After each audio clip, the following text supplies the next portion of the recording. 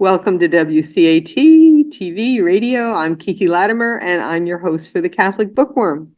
And I'm excited to have with me today Julia Howe. Jules, you go by? Sometimes, whatever anybody wants to call me, Julie, Jules, either way, it's fine. Anything but late for supper, my Exactly. mother. Don't call me late for dinner. And author of a book that I just absolutely love, Catty Wompus. I can get it over here. Mm-hmm. And I guess I have it's an ebook now, so I'm lucky to have one of the rare now hard copies of it. So You're a special one. You're a special one. I didn't early.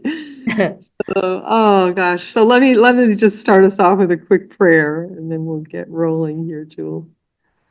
Thank you, Lord Jesus, for the gift of friendship and the technology that brings us together across the country here today, sometimes across the world. We ask you to bless this time together, bless our conversation, and keep us always in your care. Amen. Amen.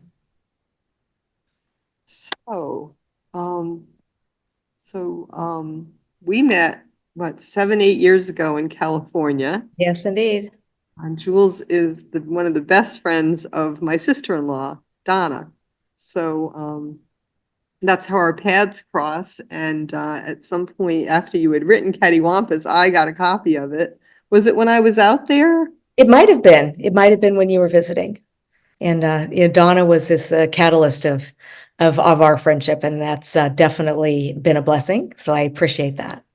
And the subtitle is A Tale of Friendship. Correct.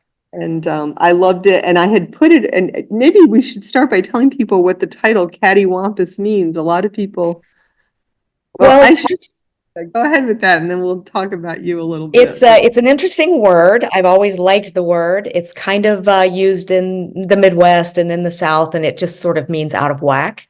When something goes cattywampus, it's either broken or it's not working properly, whatever the case. And in this particular story, cattywampus does start out being a little out of whack. So, yeah, and it's always been a word I've loved, just a term I love. It wasn't a word I knew, but I really came to love it and thought it was just really, it's such a funny word. And I had set the book aside. I hadn't looked at it in quite a while. And in, I guess it was in April at our church, Mm-hmm. we had crowned Mary outside the statue outside. Mm-hmm. And I came out of Mass one day, and I guess the evening before had been windy, and her crown was all out of whack. And I looked at it and I said, well, that's not right. That's all cattywampus. Exactly. And it just came out of my mouth. And I said, oh, that book. I got to interview Jules about her book. Tell us It's a great word. It's a great word. Tell us a little bit about yourself. Well, I am a Northern California resident. I'm on the Monterey Peninsula, which is beautiful, right on the coast. And I'm here with my partner, Dana, who owns a pharmacy in town, a compounding pharmacy, independently owned, which is wonderful. And our little dog, Lammy, who's a rescue. And I lost my husband in 2018, and now I'm blessed with a new partner. And I write screenplays. I have a published, produced film as well. And the joy of writing has always been in my life, and I find many ways to satisfy that passion, whether it's a creative email or short story or a screenplay or a book. So that's well, I just want to mention we absolutely loved your husband, Clinton. It was a great privilege to meet him and spend some time with him. Yes. He was a fun, wonderful soul. Yes, indeed. Absolutely. Catty Wompus, A Tale of Friendship. So this was based on a personal experience, right? It was. From childhood? It was. I grew up in a small Midwestern town, in Illinois. My grade school didn't have many kids that were transient like you have today. There's a lot of, people moving around and so forth. And there was a little girl who was relatively new in I'm going to call it my third grade class. I can't remember precisely the grade.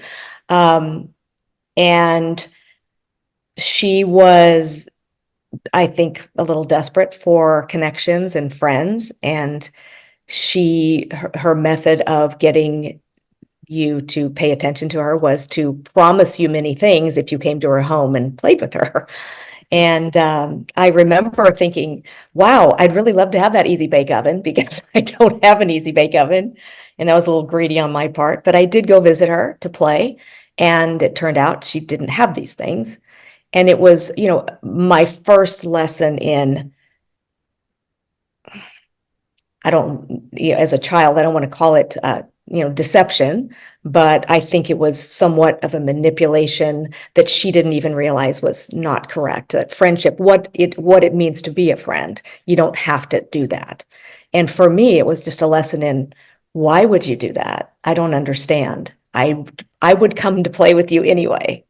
So it was very, very puzzling for me as a child, and I think that I always questioned it. What was the reasoning behind that? And so I thought, I've got to tell the story in some fashion. And that's kind of what Catty Wompus is in her book, is that person who doesn't understand what it means to make that human connection, one-on-one, just organically. So it had a big effect on me. And it was just my first lesson in some of the unfortunate things that people can think and are misguided on. And it was, much like we learn, if somebody steals something from us or something, it's like, oh, the first time that happens, it's shocking. And, it's like, why? You want to know why. And I wanted to know why. And I still want to know why. I kind of know it now a little bit as an adult, but that was the genesis of the story. In the book, Catty is a very pompous little girl who Yes. sort of hides behind her wealth, uses it sort of as a shield to keep others away from hurting her. Right. And I thought a lot about how, this pompous, this arrogance is a barrier, is an obstacle to true friendship. Absolutely. But that sometimes people do use it because they're afraid of getting hurt. Obviously, Catty Wompus doesn't have friends in the book. She doesn't have friends because she's a rotten kid. She's a rotten kid. Yes. And the little girl, Lucy, doesn't really know how to deal with that. It's very sweet. I love the part in the story. I don't want to give too much of it away, but I do love the part where she goes to her mother. And her mother, as parents, we could certainly just say, yeah, she's a rotten kid, like, just stay away from her. But instead, through her mother, the book gives us some really beautiful advice of how to be a friend. Right. I think, and I look at that today, even as an adult, if I see, someone behaving in a certain way, or it's a puzzling way and I don't understand why they're doing that, I always go back to what happened in their life that might have created that shield, if you will, or that need to behave that way. There's a reason behind it. And I believe that entirely, that we are all a product of our environment, of our upbringing, of our influences from a very young age. And that I think it helps me to be more understanding of people who may be suffering in some way that they don't even know, or affected by something that has become problematic in their personal relationships. So I try to look back at what might have happened to that person, or what might have influenced them to be that way. Well, very often our feelings come out sideways and trample on people for reasons that have nothing to do with them. I was thinking just now, this just happened last week. My son runs sort of a burritos and bowls restaurant here in Rhode Island. And a woman came in and she got a bowl to go, and she got home, and I guess she had said no beans, and it wound up with beans in it. And she sent just a horrible letter, to an email to the restaurant, to my son, saying, you're a horrible restaurant. You obviously have a horrible staff. I got beans in my bowl. I didn't want them. Like, you people are incompetent. And he wrote back, like, I'm really sorry. I have a basically really good staff. They did 100 bowls that afternoon. Mhm. I'm sorry you got beans, but, Right. life Mistakes can be made. happens. Right. So he said, you're welcome to a refund. And then she wrote back and said, I'm not traipsing across town for a refund. All I wanted was a decent bowl and I didn't get it. And I got lousy, rotten beans. And, she just responded. And so he again wrote back, we're sorry, we got good people working here, but mistakes do happen. And then he sent her a gift card.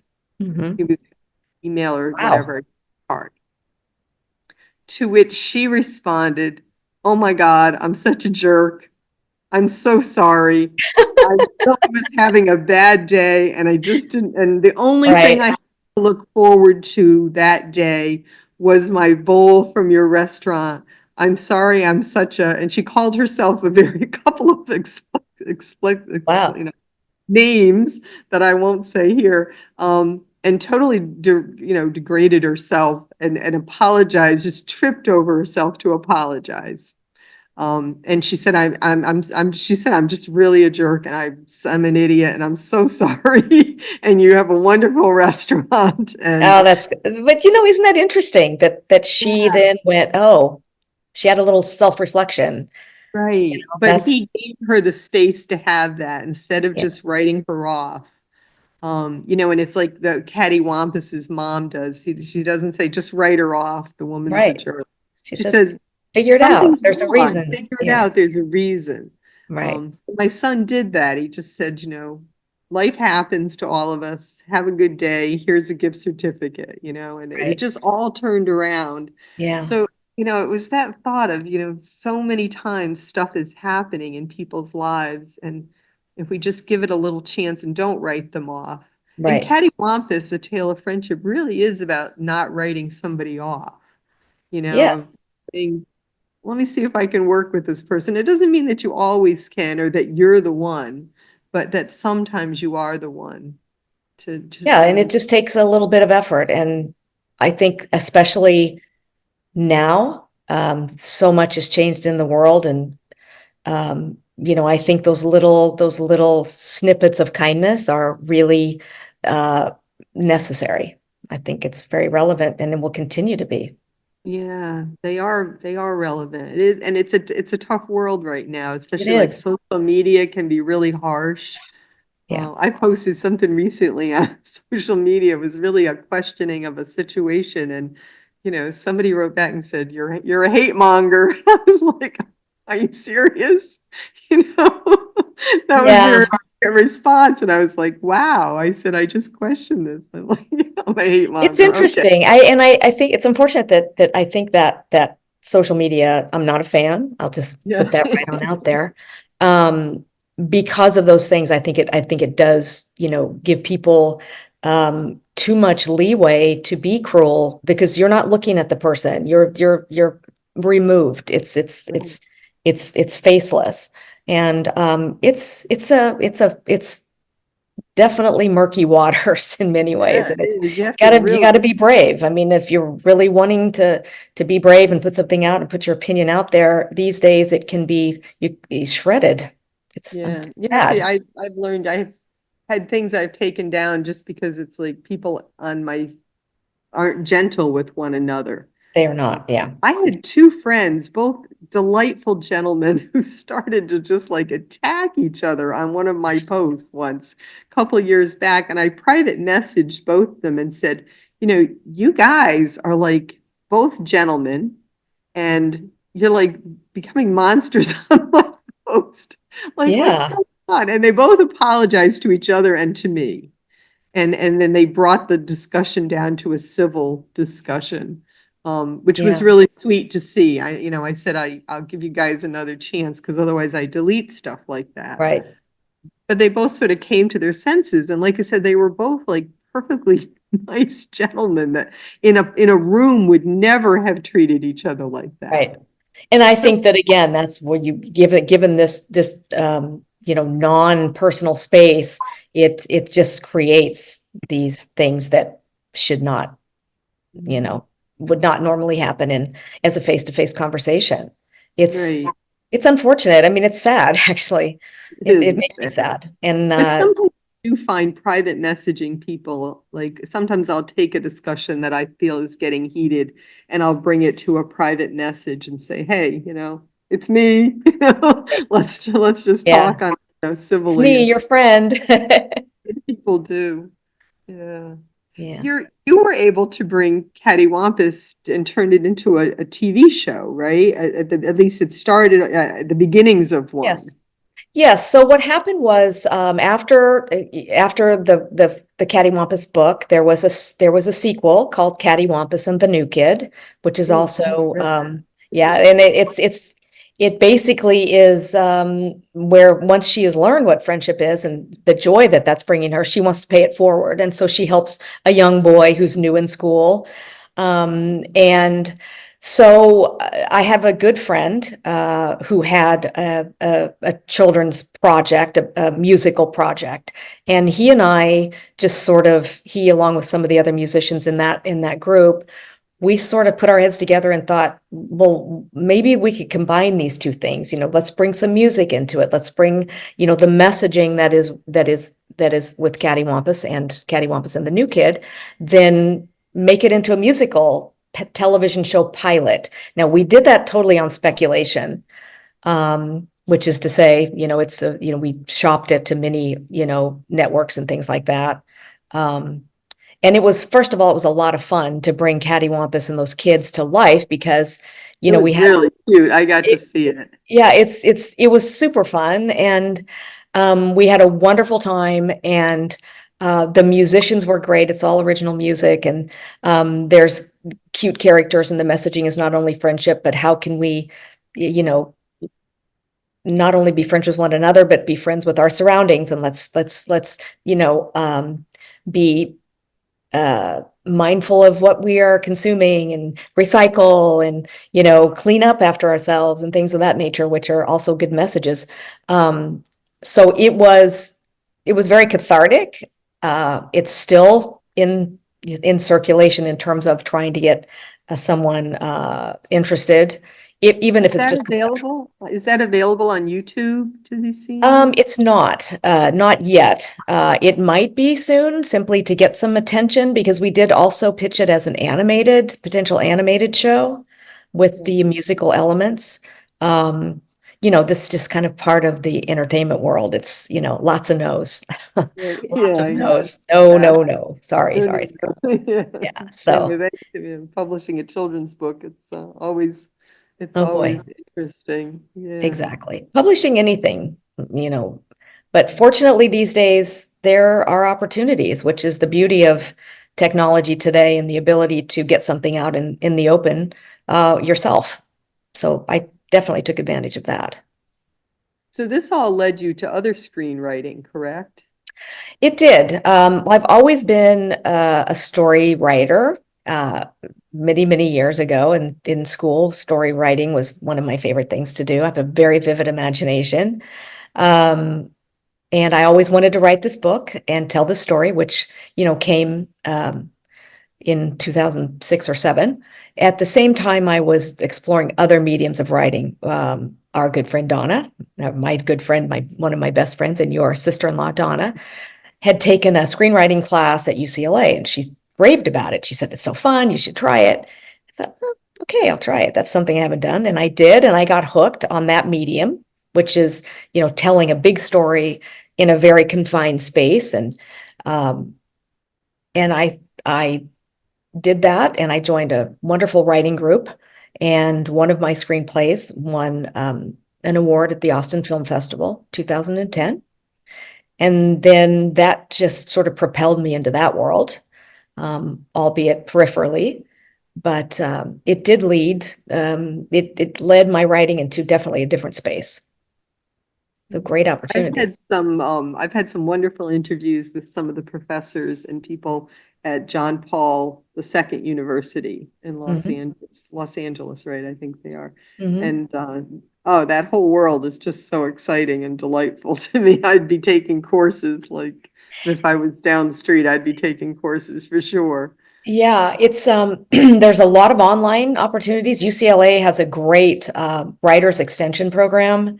And if you want to learn things like that kind of writing, it's available. I mean, people can it can access it, and adults, and it can it's you do it at your own pace, your own time quite often. And it was a wonderful experience. And I if anybody's interested in writing, whether it's creative writing or screenplay writing or essay writing, whatever the case may be, there's lots of opportunities online to do that. And again, once again, the joy of technology, I have to look at the good and the bad, that being able to be anywhere in the world and take advantage of that. Those opportunities that you can find online with extremely talented people. Yep. And we all learned it during the pandemic, it's just amazing. Exactly. Really Exactly. is. You can learn anything on YouTube, learn anything, that you can find online. It's great. Yeah, it really is amazing to me. Yeah. I mean, I've had interviews with people just everywhere, and it's fascinating to me that, It is fascinating. I mean, there's living room. a lot of creative people, and I think that the advent of technology and the ease of that which we can use a lot of it now enables those creative spirits and those creative people to express themselves. Whether you're creating content for YouTube or writing screenplays or whatever the case may be, there's ways to just blogging. I mean, I started blogging as well years ago. I don't do it as much now. I don't do it at all now, actually, but that was another wonderful opportunity to write. I love comedy, short stories, and just looking at funny things that happen. And I started a blog years ago, and I vowed to post one thing every single day. And I think I did it for 265 days in a row. And it was super fun. And it sparked another idea for something that had been on my back burner for a while, just to publish short stories, short essays about life. I wanted to mention your illustrator. Mm-hmm. How do you Jason pronounce Mathams. Jason Mathams? How did you choose an illustrator? Well, Because it's interesting. I mentioned illustrations for Catty Wompus. Let me just see if I can show you. They're so cute and they're so different. Yes, They're really unusual. they are. And my very good friend, her son, it's her son, Jason Mathams. He's a very, very well-known artist in New York.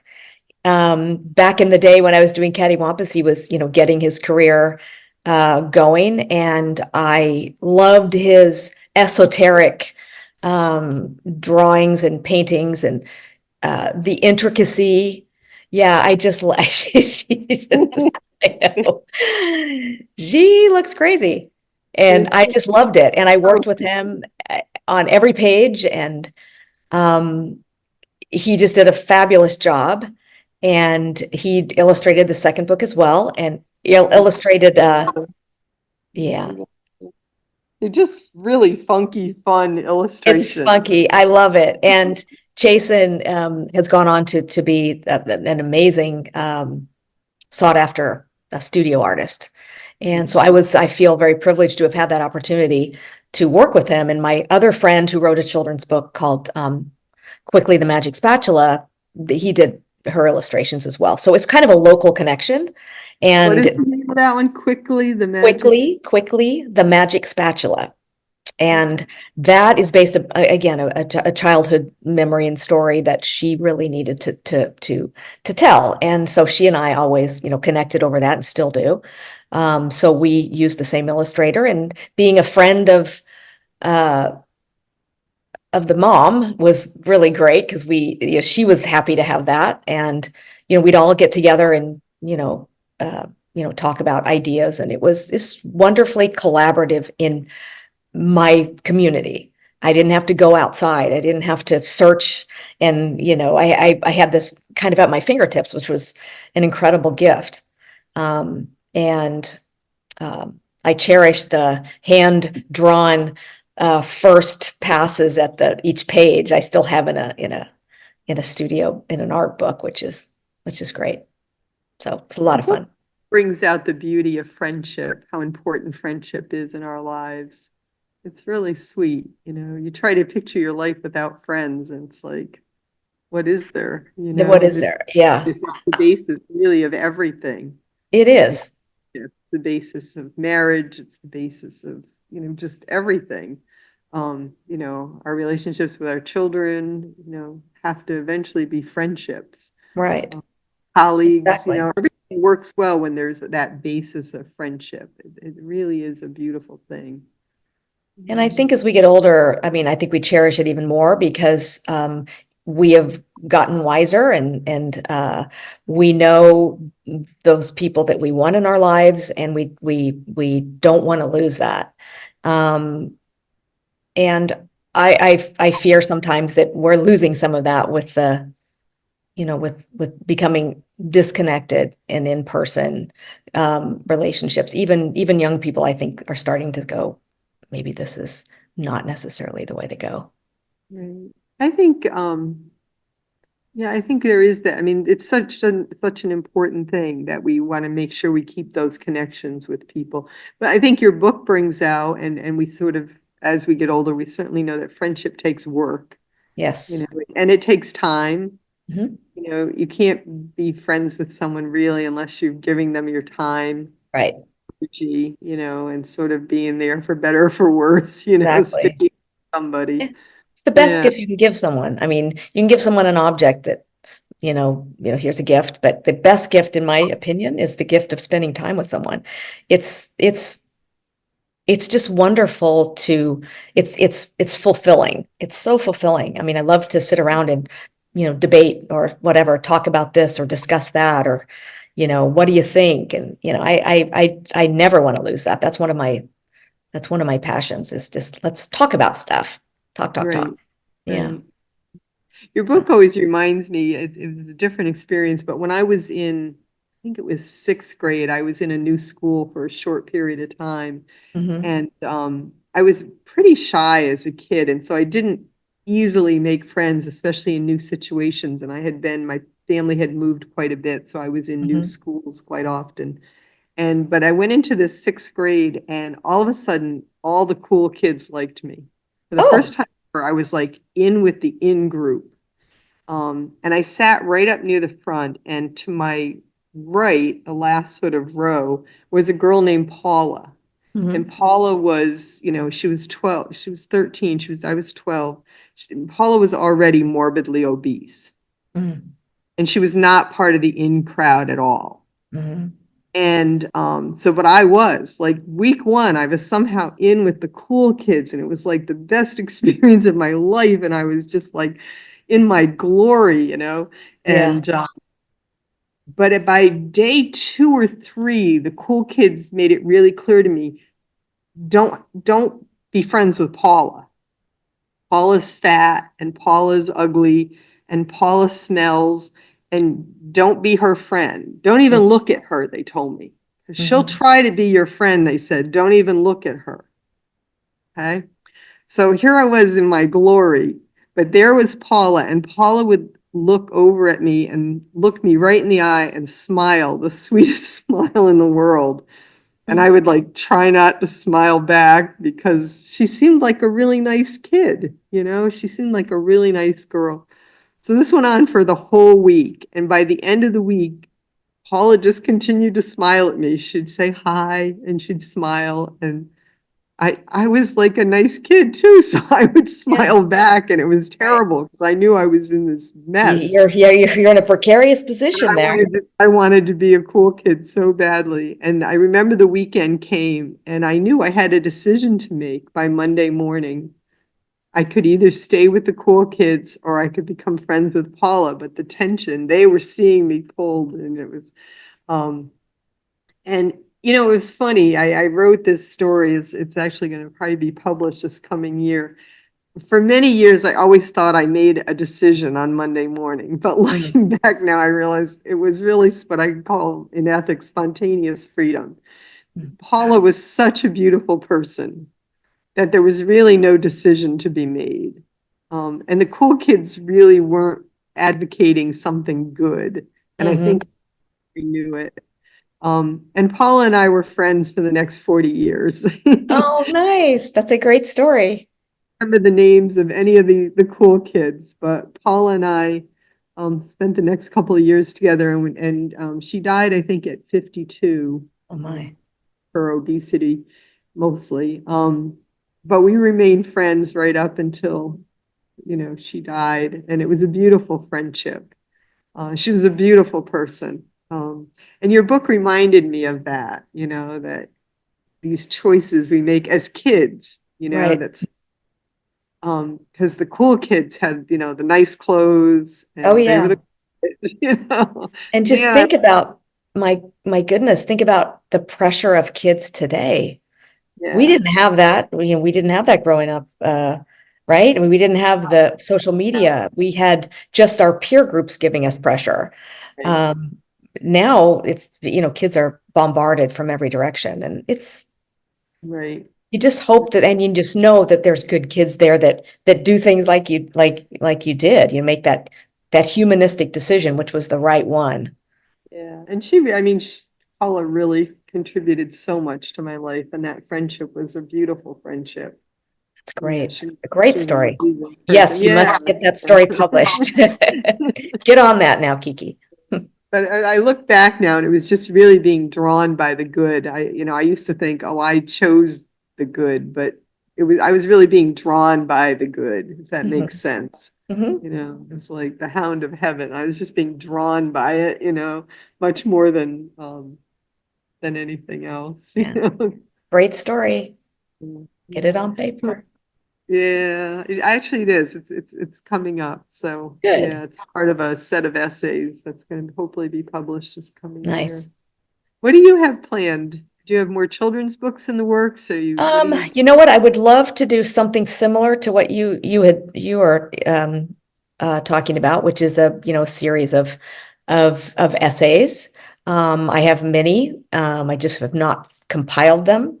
Most of mine are about funny childhood memories, and how things are different now than they used to be. I do try to find humor in everything. It's humor is I think the great leveler, and it's also, gets one through a lot of things. It certainly has been in my life. I am working on a screenplay based on the life of my friend who um, began a winery in Oregon after the tragic death of her brother, and she had to learn the business, and it was an incredible story. I'm in a writer's group. Um, there are a few things that I have in circulation looking for a home, if you will. So I will just continue to, pursue the passion of writing in whatever way I can do it. Um, and, I have the freedom to be able to write when I want or not write if I don't want, but I'll never not write. I will always be passionate about it. Too many stories in my head that I need to organize. I get that. Yeah. Yeah. But I did then branch out into, some other things from my writing experiences. So that's a good thing. Just like you, I think you went from your books to now this medium. How did that begin for you? Oh, good question. I was working at Holy Apostles College and Seminary. I was teaching homiletics, and then the pandemic hit. But I was friends with Sebastian Mahfood, who is Mhm. the head of En route Books and Media. And I guess 2 years ago or so now, he said, how would you like to start interviewing people? His main interviewer was sort of semi-retiring. Mhm. And so I said, well, I'll give it a try. And I think Yeah. we're about 75 or 80 interviews now. Oh my, that's What awesome. I love about it is I'm an interviewer who always reads the book before I do the interview, which Right. just is the case with a lot of interviewers, because I get interviewed as an author and sometimes I can tell, like, this person hasn't read my book. Yeah. Um, but I always read the book, so it keeps me reading. So I've Right. read all these 80 books over the Mhm. last 2 years. So I'm usually reading, usually it's philosophy or theology, and sometimes it's children's books or Mhm. chapter books for teens, but usually it's adult philosophy, theology, moral fiction, Mhm. which is wonderful. But it keeps me reading, usually at least a book a week. Yeah. So Wow. it keeps me learning, which is what I Right. love. I'm just Yeah, constantly absolutely. learning something new. My master's degree is in moral theology. So it just keeps me, moving in that direction of learning Mm-hmm. and meeting people and friendships, going back to our theme here.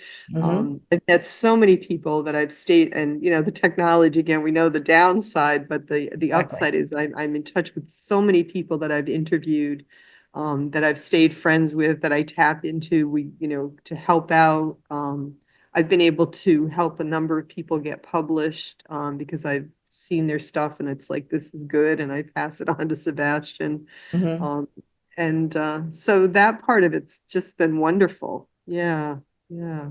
So That's good. grace of God, that's how I'm here. Yeah, but it's amazing what how things can take you to a different place if you just keep your eyes and ears open and you evolve and pivot. And I think that's really what keeps us vibrant and passionate about what we do. Yeah, yeah. And the friendship, the friendship with Sebastian has been just really delightful. That's great. Authors, it's been great. Yeah. So it's a real privilege to get to do this. Yeah, it's been really wonderful. I've become more interested in looking at and listening to podcasts and things of that nature because they're short form and they are so educational. Many things you can tap into that you just want to know something about, and you find a podcast or something of that nature that really does give you a lot of insight about a Yeah, particular subject. yeah. So I appreciate I that. also find that a book will come up and I'll learn something and it'll hint at something else. And the thing that it hints at will be in the next book that comes along. Hmm. So I'm always fascinated, like there's no coincidences. Right. You know, It's just things that come, connection, that that connection. connection comes, it comes at the right time, in the right place.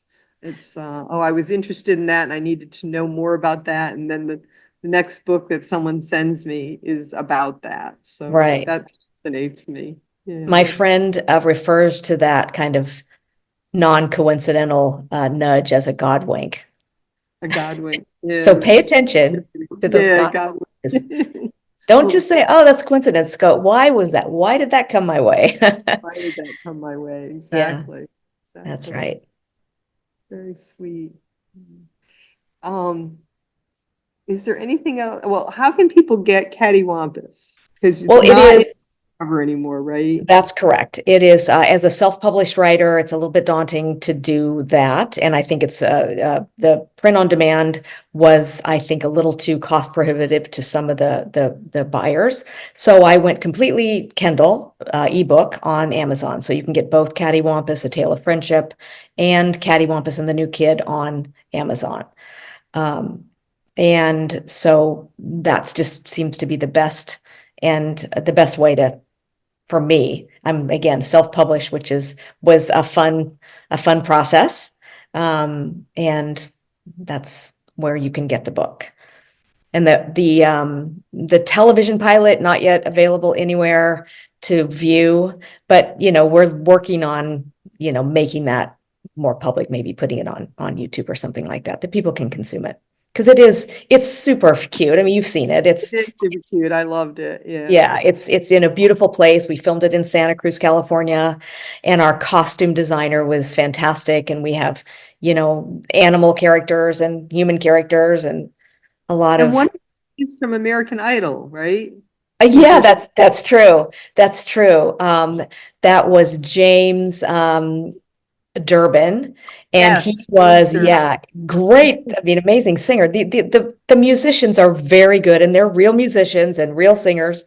And James was so fun, and all the guys and gals didn't mind dressing up like weird characters. I mean, we have an octopus and a Clams, a starfish. walrus and a stingray and a mermaid, and I mean it's funky like you can imagine looking at the animation or the illustrations of the books. That's where our visual creation of bringing them to life came from. That Catty Wampus wears pretty much what she's wearing on the cover of the book. And It's then pretty we wild. brought in these sea creatures, which it was just a lot of fun. I mean, you know, Yeah. I learned an awful lot. For a minute Yeah, there, she's wearing a polka dot dress and a skirt and her, it's great. It was a lot of fun to put kids in these outfits, and we had a great cast of kids, and you did. it was a great experience just all around. I mean, everybody got along. It was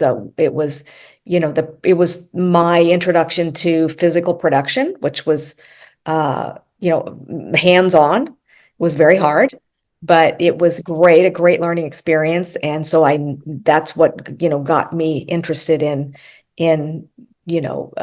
wanting to pursue other aspects of entertainment in production and producing and things like that. So that's still, something that I love to do, even if it's just, in my way. I mean, it's really hard to break into that business. It's almost, it's very, very difficult, a lot of barriers.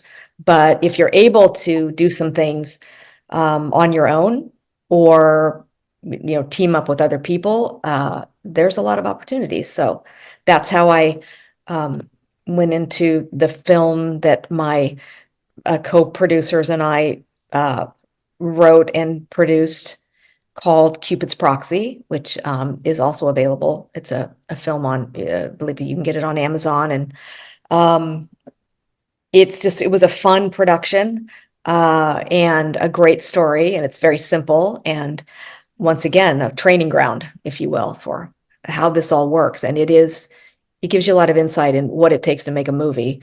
And a big movie is almost impossible to imagine making. But it did give me a lot of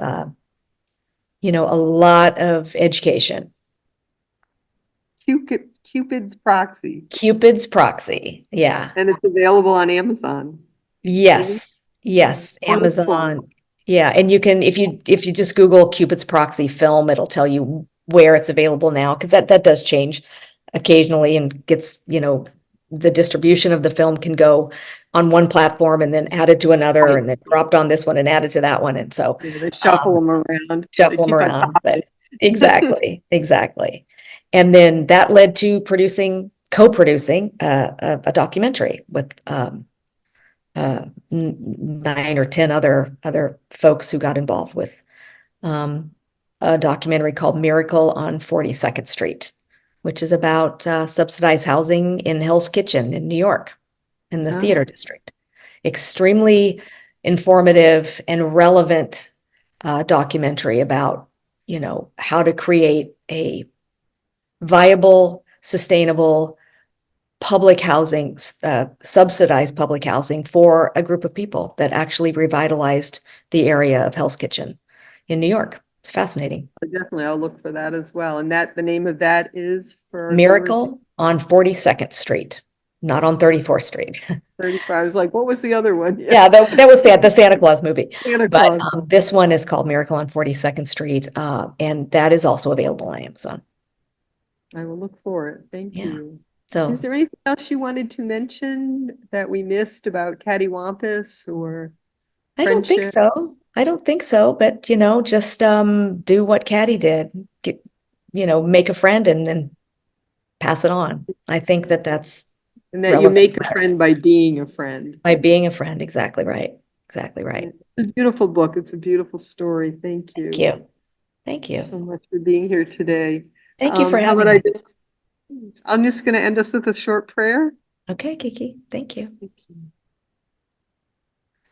Lord Jesus, we thank you for our time together. We thank you that you bless us with stories, that you allow us to find ways in which to share the important stories of our lives with other people, so that we can share some of the lessons that we learn the hard way, that maybe someone else can learn them an easier way at times.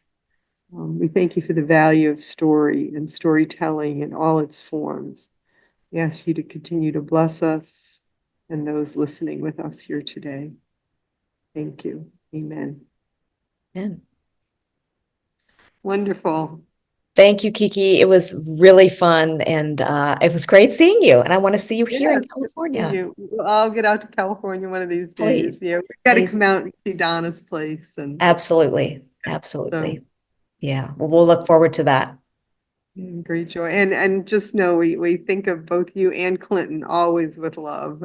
Thank you. And, Thank you so yeah. much. I love the story that I love your story about Donna and Donna's journey to you guys. It's really fascinating. Oh, yeah, it is. Yeah. That's talk about friendship. It's Oh amazing. boy. Yeah. Yeah. Yeah. That was a So, gift on both sides. That was a gift. yes. Yeah. Very sweet. So Yeah. we're due to take a trek out there. Thank you so much for Thank you, today. Kiki. We'll talk to you Okay. soon. Bye. Okay.